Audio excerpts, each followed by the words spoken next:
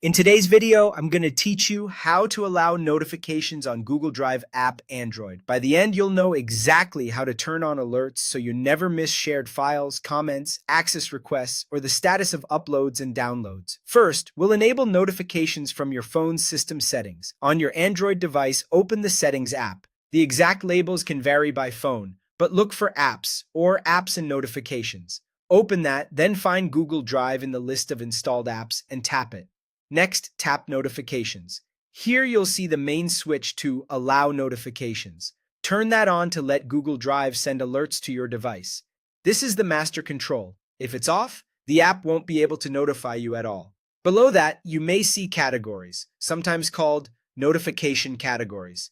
These let you fine-tune what you want to hear about.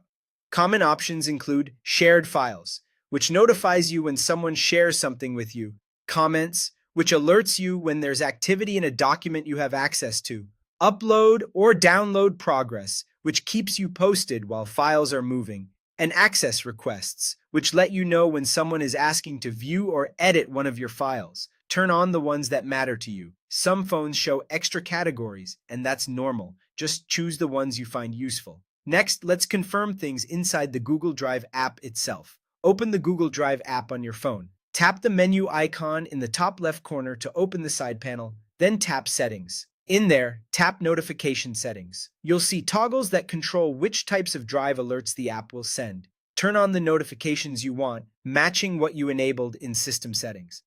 Think of this like a two-part setup. The system allows notifications through, and the Drive app decides which kinds to send. Having both aligned ensures everything works as expected. A couple of quick tips to keep in mind. The wording and layout you see might differ slightly depending on your Android version and your phone's manufacturer, but the path is the same: Settings, Apps, Google Drive, Notifications.